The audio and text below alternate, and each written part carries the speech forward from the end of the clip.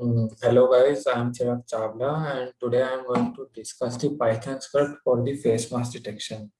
So let's first understand what is the problem statement. So problem is like if I will start a video on my camera, then the person sitting in front of the camera, it will detect whether the person is wearing the mask or not.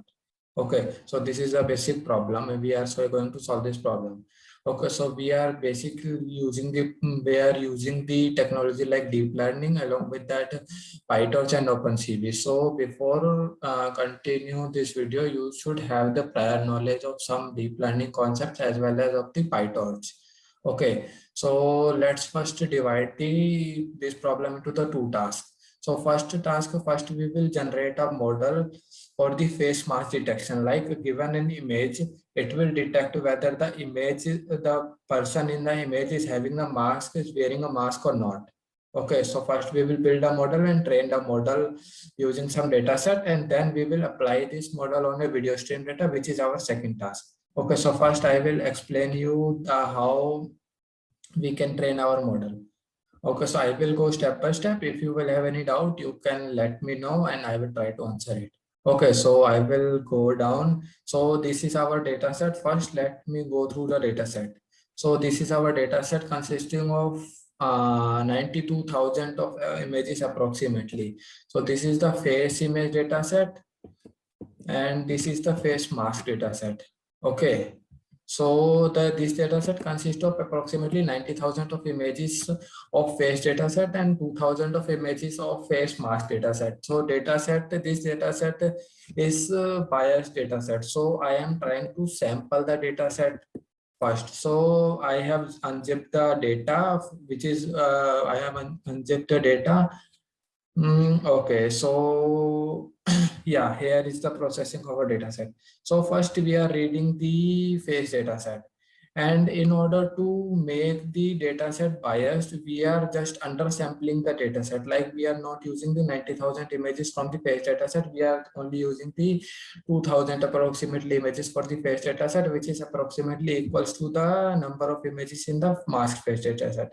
Okay, so we are reading the images from the face mask dataset and we are appending the image name along with its complete path to this image name list, and along with that we are appending the class label to the class list. Okay, so first we are reading for this face data set which consists of only the faces without mask. So we are appending the class label 0. And then next we are reading the images with the mask faces. And then we are appending its file name along with its complete part, and the class label is 1 in this case. Okay, so this is the basic pre-processing, the basic extraction we are doing.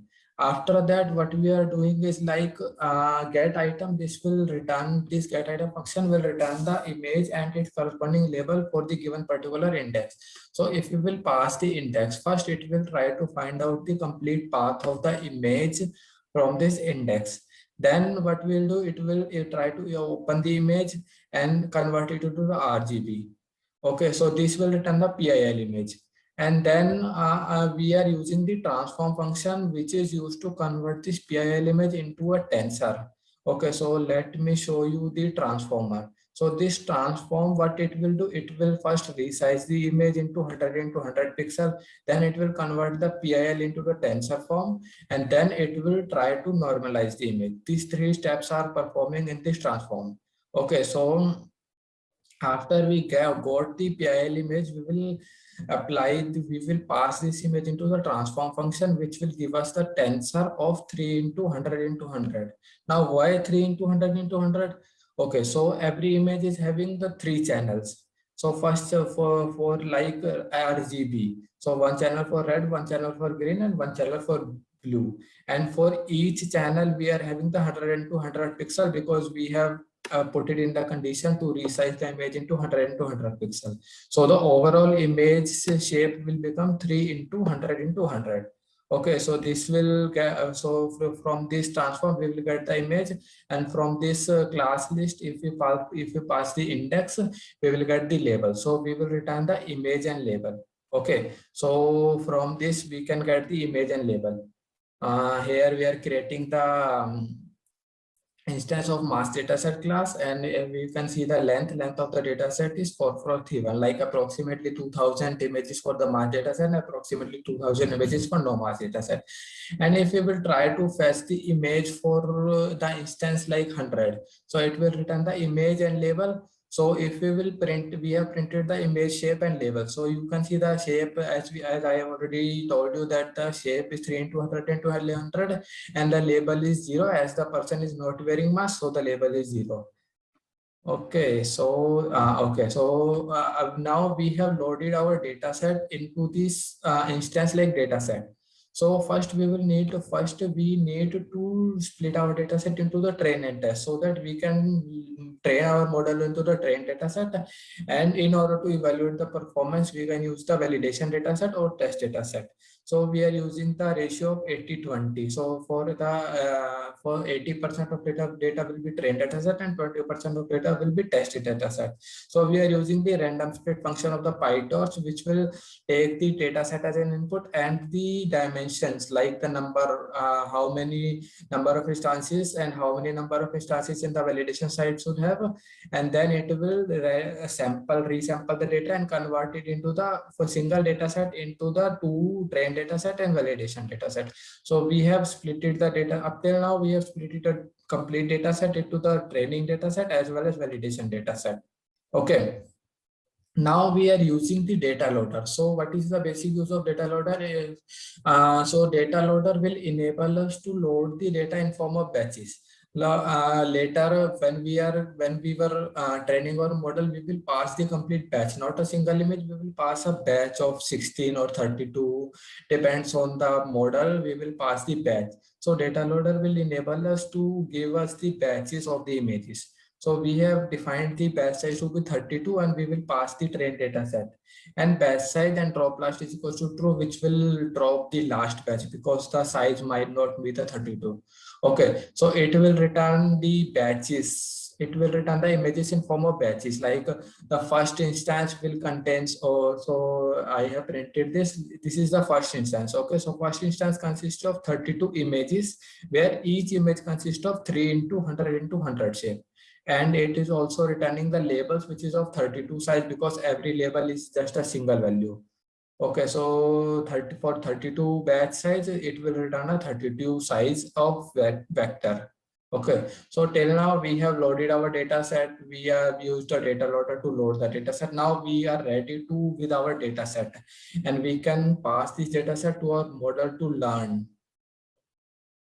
Okay, so this is the basic. Now we will discuss the architecture. This is the architecture for the our data set, which we will use to learn.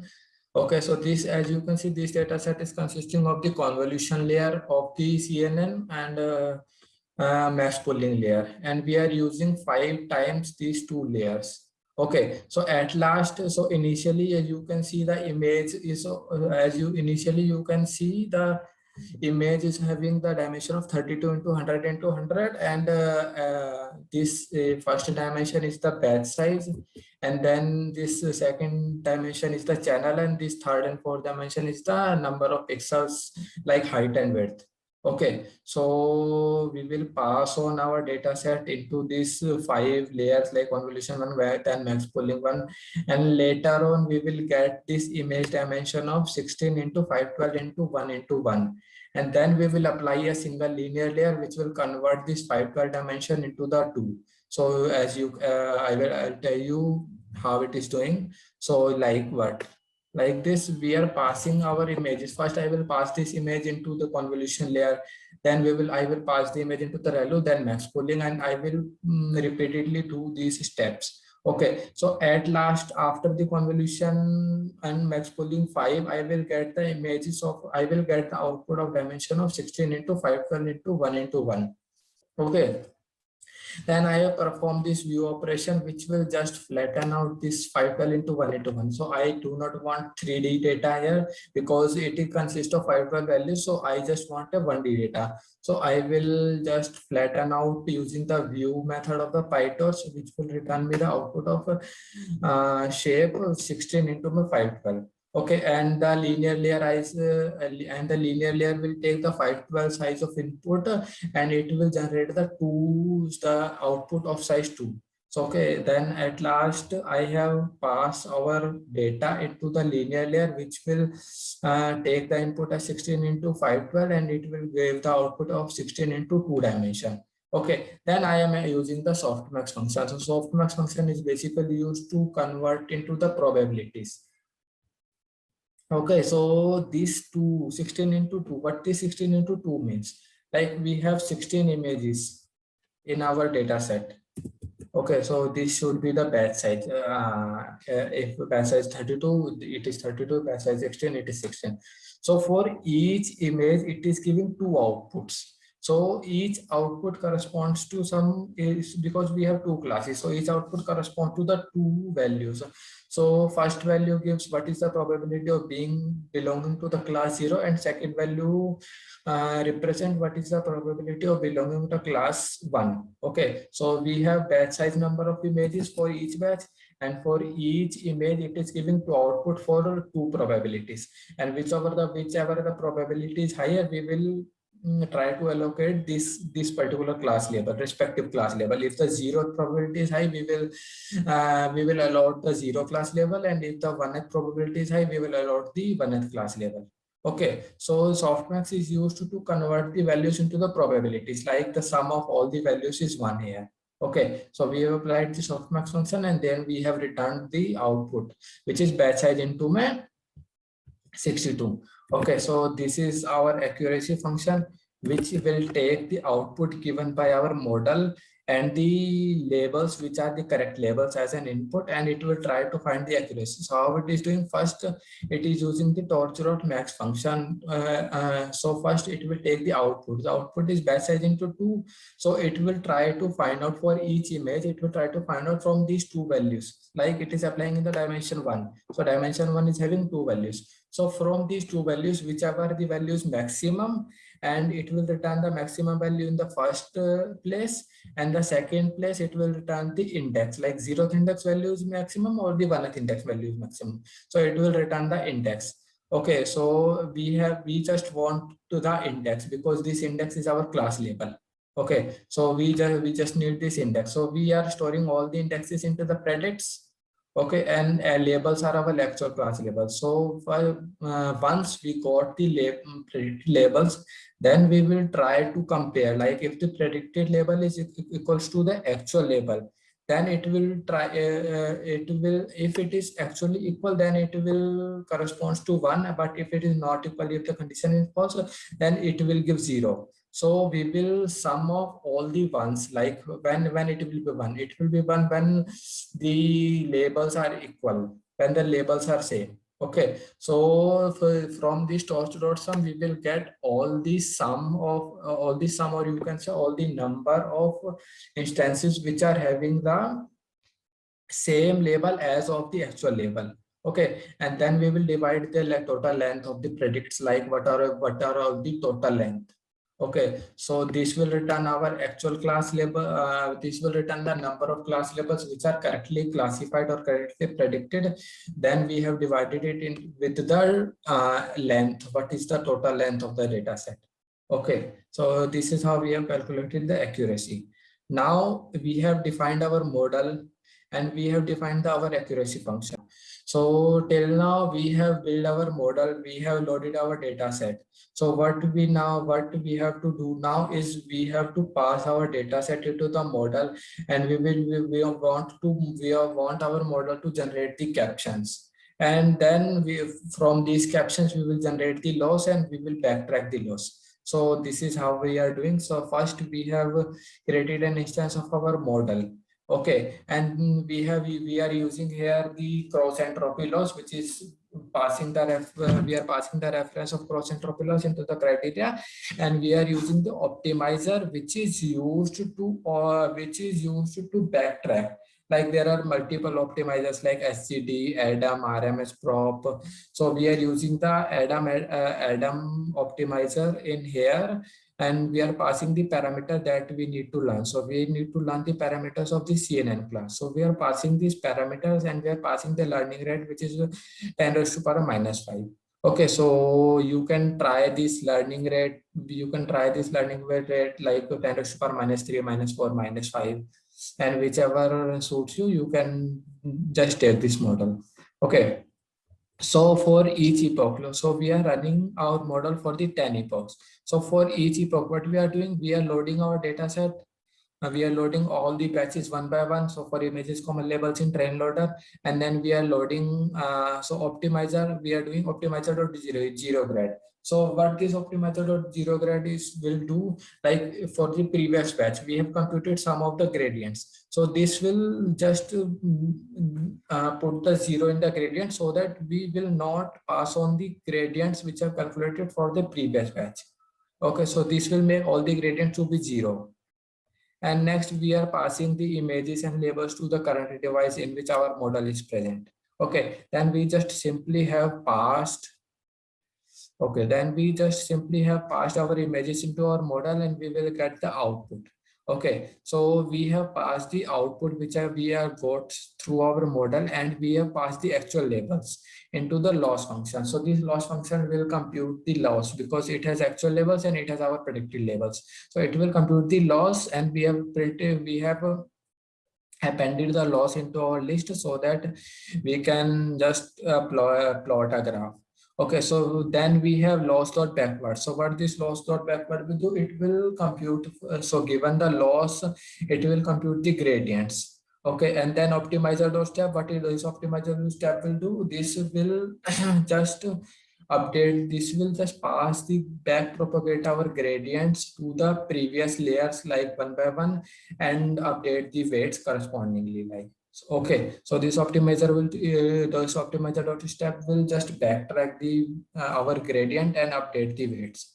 Okay, so corresponding so repeatedly we will load the batch, we will generate the captions, and we will try to generate the loss, and we will backtrack, like we will update the weights. So this we will do for all the batches, and then once all the batches are over, then we will try to load the batches for the validation data set. So validation data set is basically used for the performance, like for we are using this for just measuring the performance. Okay, so we are loading the images and labels, and we are loading the images into our model. So we will get the output as output, and we have evaluated what is the loss, with the outputs, and what is the accuracy, and the accuracy function we have declared above. Okay, so we will just append this loss and accuracy into our list to just plot a graph. Okay, and then we will run this complete epoch for 10 times. And as you can see, this is the output. Like for each epoch, these are the training loss, testing loss, and the testing accuracy. So as you can see in the graph, we have achieved up to the 95% accuracy on our data set. And from the graph, it is clearly visible that we have continuously reducing the loss, and at last it comes to approximately 0.35. And if you see the accuracy is from 87, we have achieved the accuracy of 95% approximately. Okay, and then from after these 10 epochs, we have just the model as being learned. So we will try to save our model. So this from this we will dot save command, we will save our model so that we can apply this model into the video stream. Okay. Okay, so until now, I have discussed how to train a model for the face mask detection. Like given an image of a face, it can predict whether the face is wearing a mask or not. Okay, so now what we want that we want the prediction of face mask in a video stream. So we will do this particular task in 3 steps. Okay, so first we will read the video stream in a frame by frame fashion. So first we will read a frame at a particular time. And the second step we will pass the frame to a pre-trained face detection model, which is MTCNN in our case. Okay, So we have to pass the frame to a pre-trained face detection model. So we are using this FaceNet PyTorch pre-trained face detection model to detect the face in a frame. Like if a frame is having 2 or 3 faces, so it can detect all the faces and it can give the corresponding outputs. Okay, so from this MTCNN model, we can get the faces in the frame, and then we can pass all the faces to our mask detection model. Then our mask detection model can predict whether the face is having mask or not, and then we can print or we can output accordingly. Like if the face is having mask, then it can output that the face is having mask, and if not, then it can output face is not having mask. Okay, so particular task, in order to perform this particular task, we are doing these 3 steps. Okay, now I will show you the code, like how to perform these 3 steps. Okay, so yeah, you can start from here. Okay, so we are using OpenCV to read the data, video data from frame by frame. Okay, so we are using the cv2 dot video capture of 0. So this 0 is represents our primary source of our video, like which is what our primary source is our camera. Okay, so from camera it is capturing the video, and the video capture instance is stored in the CLP variable. Okay, and when we will call CAP.read, then it will read a frame at a particular time, and it will when we call it again and again, it will give us the frame one by one. Okay, so we have called CAP.read, which is returning the RET and a frame. So RET is just a Boolean variable which represents whether the frame is present or not. So if the frame is not present, it will return 0, and if the frame is present, it will return 1. And correspondingly, it is returning a frame. Okay, so now we have got the frame from our video source. Now first, with the second, what our second task is, from the frame we have to detect all the faces. Okay, so for detecting the faces, we are using the MTCNN model. So from MTCNN with dot detect method, we are passing our frame, and we are set the landmarks is equals to true. So landmarks is equal to true. I will tell you what the landmarks is equal to true means. Okay. So this MTCNN.detect method, it will detect all the faces in the frame, and it is returning the 3 variables like boxes, probabilities, and landmarks. So these landmarks are only returned when the landmarks is equal to true, and if it is false, then these landmarks are not being returned. Okay. Yeah. So what is this boxes? So if our model, the MTCNN model has detected a face, then it will just represent the boxes will contain the coordinates of the corner of the face. Okay, so let me show you this by an annotation. Just let us consider this is the face. Okay, yeah, this is not the actual face, but let us consider this is a face. So this our MTCNN model will just will detect the corners of the face, and it will return the coordinates of this. It will return these coordinates, the point here and the point of this corner, like the upper left corner and the bottom right corner. So this point is represented by 2 coordinates and x and y, and this point is represented by 2 coordinates x and y. So total we have 4 points. So boxes is containing the 4 points for the coordinates of a particular face. And this probability is the probability of a particular thing is it face or not. So this is the probability. And the landmarks. So for a particular face, it is returning 5 landmarks. So 2 landmarks are for the eyes, 1 landmark is on the nose, and 2 landmarks are on the corner of the lips. Okay, so there are 5 landmarks for a face, and each landmark is represented by 2 coordinates x and y.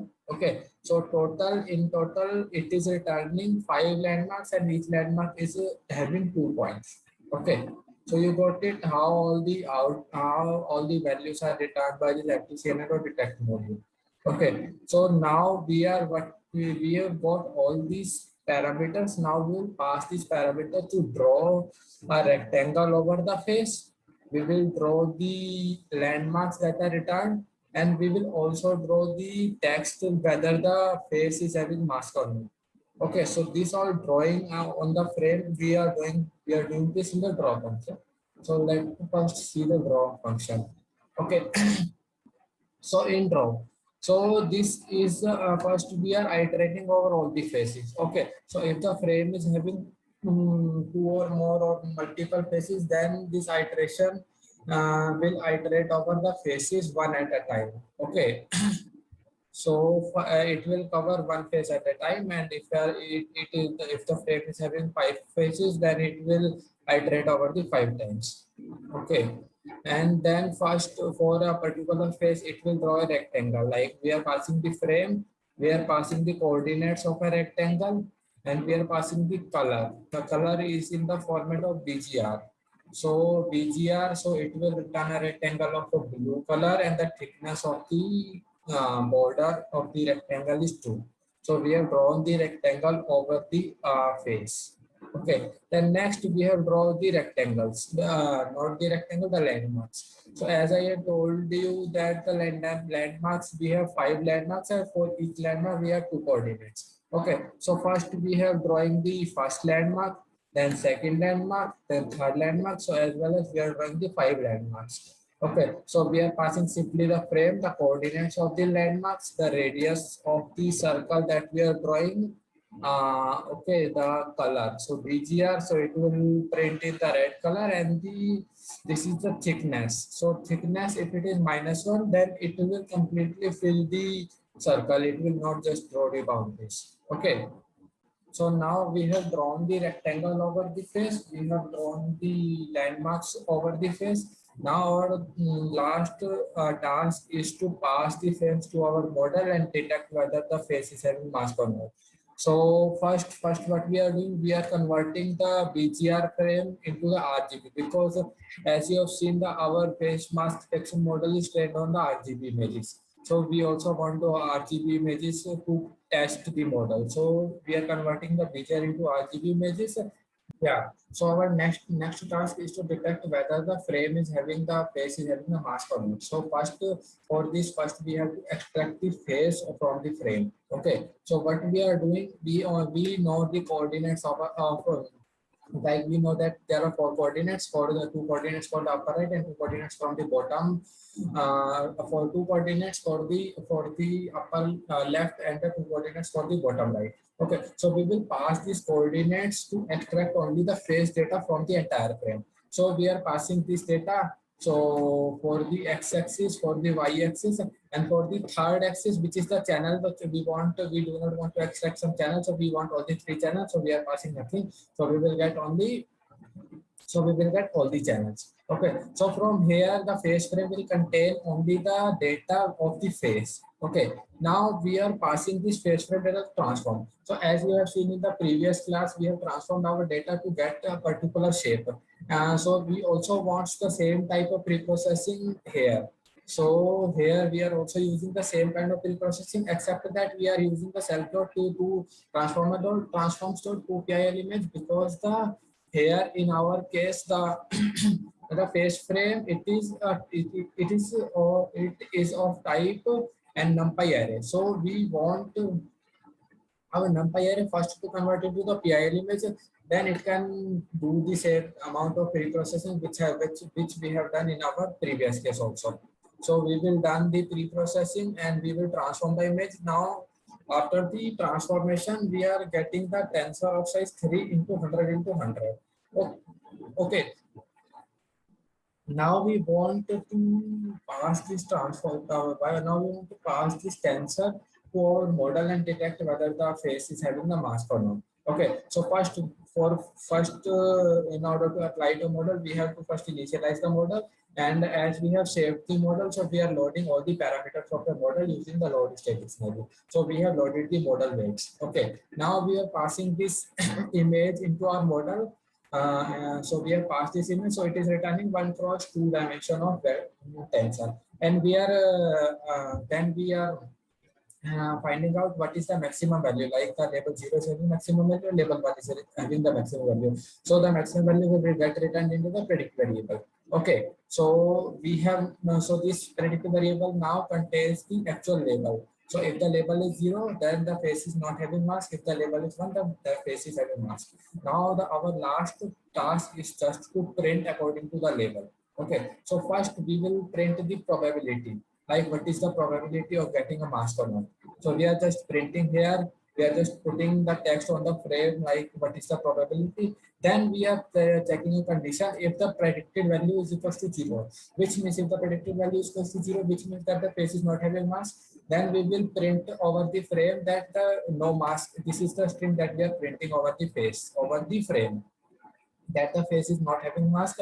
And if the predicted value is 1, then it means that face is having mask. So we will print that the mask, and we will pass the coordinate, like where we want to print this mask, and we will pass the what is the font, what is the radius, what is the color, and the line format.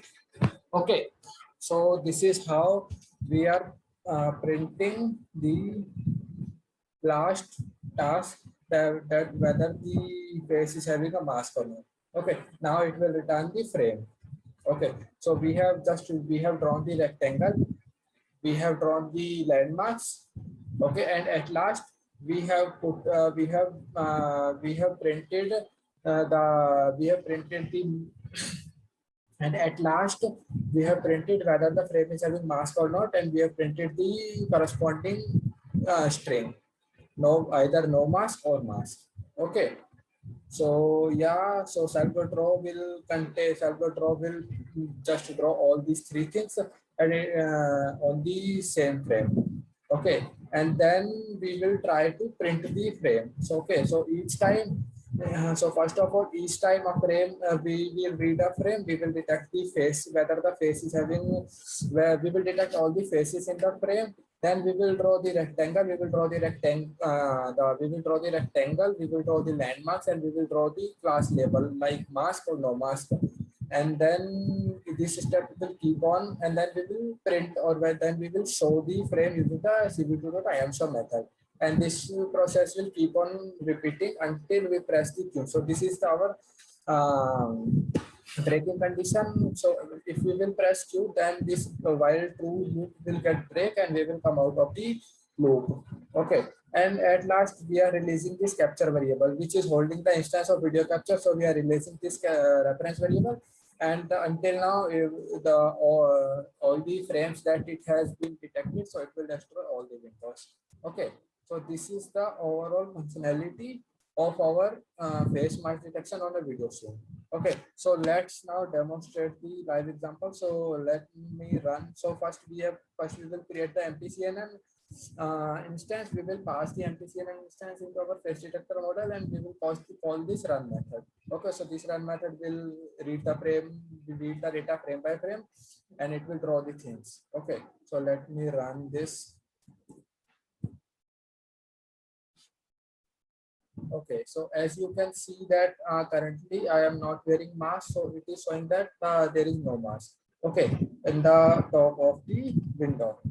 Okay, so if I will wear a mask, okay, so yeah, as you can see, it is printing that there is a mask. It is drawing the rectangle. It is drawing all these red is the landmarks, the 5 landmarks that I have told you, and the bottom it is the probability that the face is having a mask on it. Okay, so now this is printing that the face is having a mask. Okay, so now I'm pressing the Q to quit this window. So I pressed the Q. So this window has been stopped. Yeah. So this is how the face mask detection this is how the face mask detection code is running on a video stream data. So thanks for watching this video. This is all from my side. Thanks for watching the video. Bye bye. Sayonara.